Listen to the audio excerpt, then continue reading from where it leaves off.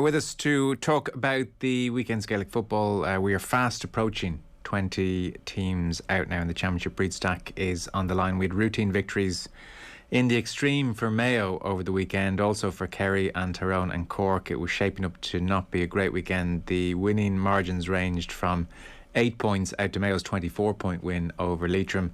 And the game of the Championship then rescued, I think, things. Best game of the Championship, certainly along with Offaly Louth a few weeks back. Donegal 16 points to Derry's 15 points. Bríd, great to have you with us. How you doing?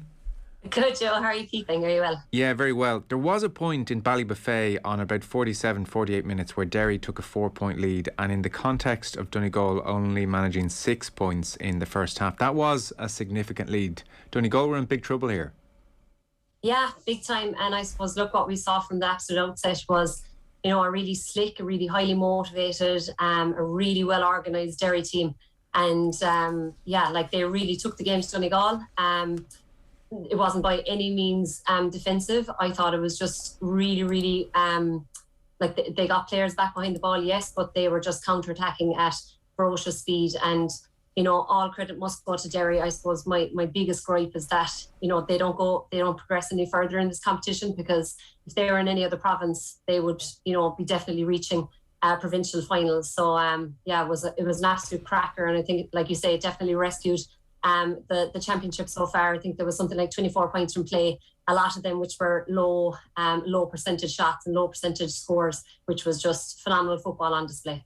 I mean, Derry are progressing, it seems. They won Division 3 in the league. They're playing a more offensive brand of football. Rory Gallagher's manager we would traditionally associate with defence first and pragmatism to the end, but he's put down the handbrake a touch here, it seems.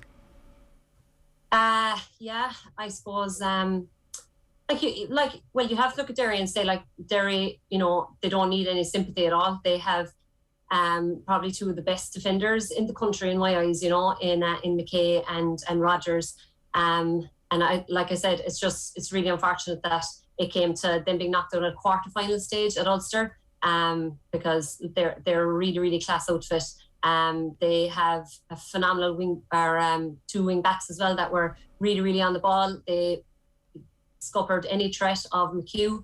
And, you know, McBrearty held scoreless for the whole game, which was, you know, bar obviously the last kick of the game, which proved the decider. So they've made huge progress. And, you know, when you look at teams like Derry, and I suppose in Munster, probably not to the same extent that Derry, the strides that Derry have made, but like you look at, you know, teams like Limerick, and I saw them last year versus Tipperary and putting it up to Tipperary in the Munster semi-final, you know, you really feel for these teams that this is where the buck stops, and there definitely needs to be a structural change for teams like this to progress, get more games, you know, and get further up the tiers as much as possible.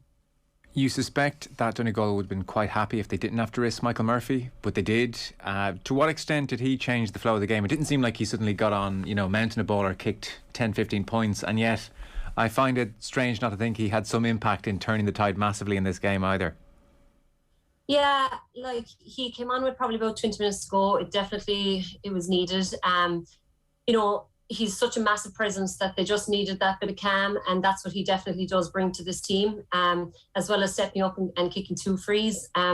Two frees that were definitely kickable for Michael Murphy, but, you know, him even getting back, putting pressure on McGuigan for you know, around the goal kind of break as well. Like, that's just what he brings.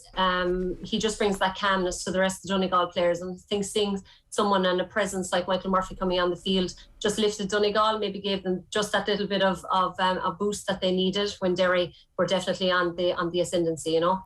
There's something about Donegal that is hard to trust at the moment. Like, yeah, really great players, like genuinely players as good as any team in the country littered around the field, and yet you think of the Ulster Championship last year, the slip up there. You think of even the league semi-final a couple of weeks back against Dublin, which was insipid really. It was so bad you were almost wondering, were they playing their cards close to their chest, because they didn't throw a punch really. And then again, for a huge swathe of the game yesterday, bad wides, a flatness about them, and you wouldn't say an impenetrable defence either. So you throw all that together and you'd find it very hard to trust them. Yeah, that's it. There definitely seems to be something underlying with this Donegal team, and I suppose the biggest the biggest question mark that will come out from them is, they did not grind out this win by any means, and they were very, very, very lucky.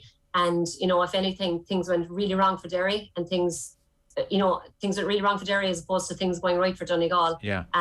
You can just look at all the missed chances that Derry had, the penalty that should have been given to them that wasn't given. Like all the chances coming off crossbars. Probably just that little bit of indecision as well, towards the end. Obviously, Doherty coming up could have hand passed the ball over the bar that, he chose to give to McGuigan. And there were probably only 2 instances of indecision in the Derry team, which was that one from Doherty and the very last, I suppose, minute and a half that we saw of them play out where, no one kind of stood up and took a shot. It was all Derry for me. Like, they were an absolute joy to watch. And Donegal, yes, they held in there. They, I suppose, tipped away when they needed to, but for me, they didn't grind out this win. They just got very, very lucky. Tyrone then beat Cavan 118 to 13 points. It was a decent contest for 25 minutes, and then Tyrone pulled away. So how do you see Donegal Tyrone then, Bríd? Yeah, I suppose what the great thing is that it's come to the stage now where you can't actually really call the Ulster Championship. It's come to the stage now where Tyrone and Donegal are playing.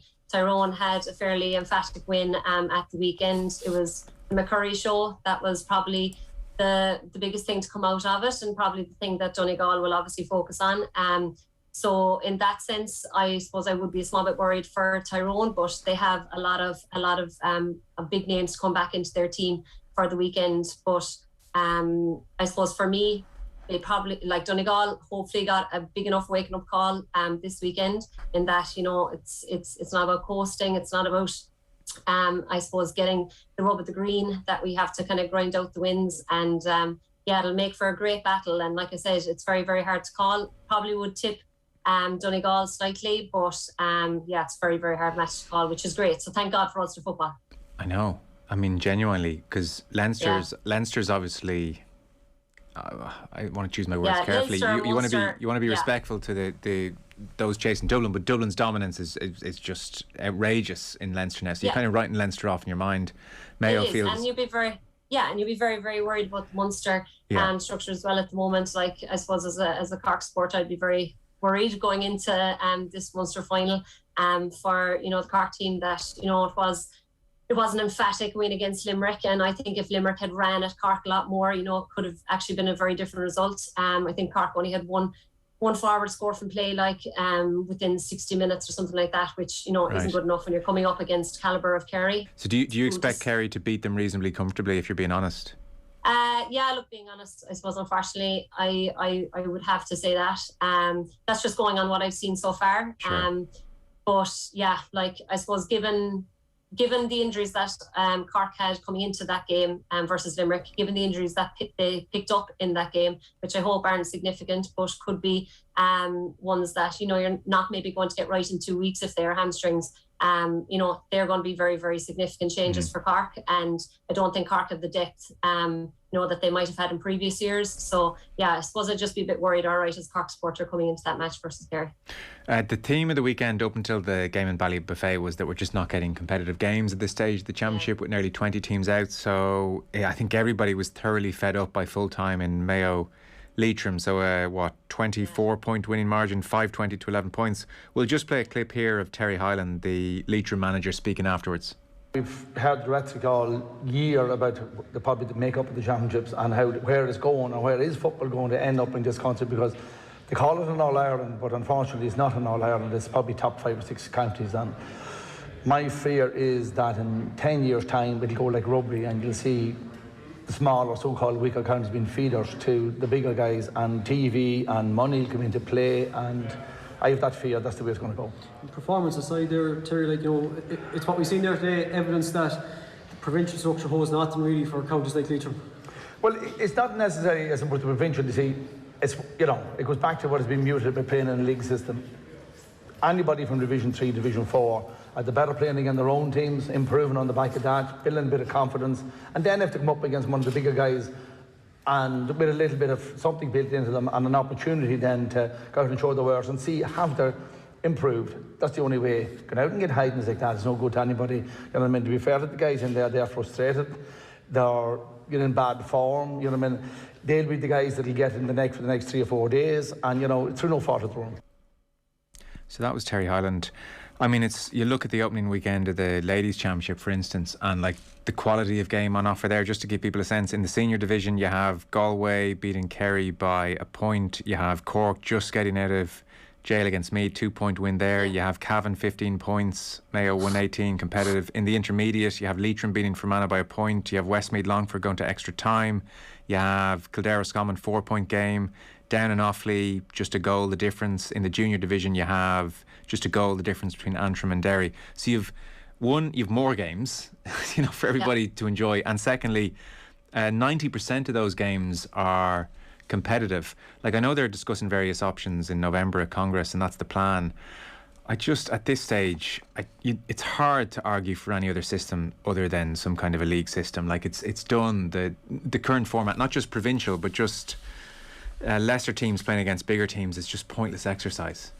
Yeah, it is. And like Leitrim, you had to feel for them. Like, Sam Maguire is not tangible for them, you know, in the current system. And I suppose I just have to go on what I know, and what I know is the latest football structure, and obviously the club structure that my husband plays in as well. And like, I suppose the tiered system I see is something that has worked. It has worked for ladies football. And then it came to the stage, I suppose, in ladies football where, you know, the provincial titles had to be scrapped because of that tiered system. So, like, say in Dublin, say for instance, Dublin were the only senior team last year in the championship, so they had to change the complete structure of the ladies football structure. And look, maybe that came by default, but it's actually been for the betterment of the ladies football that we're seeing last year and this year. So yeah, they're gone into group stages. Everyone is playing 2 or 3 games. You're trying to finish top 1 or 2, and then it goes into, I suppose last year it had to be kind of fast tracked due to COVID, but there's, like quarterfinal, semi-final and final this year. So that's just something I suppose I've seen, I know. But look, I suppose you're talking about a lot bigger fish here, people, I suppose, that have massive ambitions to try to, you know, I suppose maintain their status. But I suppose you just have to look at Meath ladies, and you touched on them. And I know I'm deviating from the GAA at the moment, but you just have to look at Meath ladies. They regraded in 2016. They were on an obvious decline in senior. They could barely field teams. They regraded in 2016. They went back, they rebuilt. They had a very, very young team, and they came up through the ranks. They came up into intermediate. They lost intermediate finals. They won an intermediate final then last year, which was also played on the same day as the senior final, which is another thing that I'd like to touch on. And then, you know, they're after coming up now into senior. They're after winning a Division 2 final this year, which brings them up into Division 1 next year. And they contested a match at the weekend, which, you know, gave Cork a real fright, and, you know, nearly beat All-Ireland, you know, the All-Ireland finalists last year by a point. So, you know, Meath is just one example. So, like, if you restructure things correctly, for me, I suppose, look at the men's side of things. I don't know, would you get away with 3 tiers? You have to have something where it is, you know, maybe just 1 step as opposed to 3 steps. It might be too much to try to implement a 3-step tier at the moment. But, you know, if you do introduce a 2-step tier, it can't be the case of just 1 up, 1 down. And you have to introduce some type of incentive. So maybe something like 4 up, 4 down, if that is something that could be done. Or if not, if those 4, you know, 4 top and 4 lower of each the teams have to play off against each other, but that there's something tangible, something to play for, that there is a massive incentive, that you get your best county players out, that there is, you know, you're getting the same platform, you know, for both tiers. That you're getting the structures in place, you're getting funding in place, you're getting, you know, the best coaches in place as possible. And like I said, you're giving people a platform, you know, to display their skills and display, I suppose, just an enjoyment in football again. Like, how many counties do you know that their best players aren't getting out at the moment, just because there's nothing to entice them to play county football, to give up a massive chunk of their lives to dedicate to maybe like getting knocked out at first round stage of a provincial final or provincial structure. So yeah, look, just that for me, I suppose that's something, you know, that I was trying to think there now if there's anything else really, but I suppose just at the moment, like the Sam Maguire is just not tangible, like I said, for many teams around the country. And like last year when I did see Limerick, I saw them making huge strides, and I saw Billy Lee put in huge efforts into Limerick team last year. We saw how well they did against Watford, you know, in the opening round, and you know, they're a team that needed to build momentum, and then unfortunately they felt that they needed to go back to a bit more of a defensive structure against Cork, and you know, it proved their undoing. So if you could get matches, get teams, get structures, and unfortunately I think that means that you have to get a double tier system and give give teams something tangible to aim for. Bríd Stack, brilliant stuff. Thanks so much. No matter. Perfect. Thanks, Joe.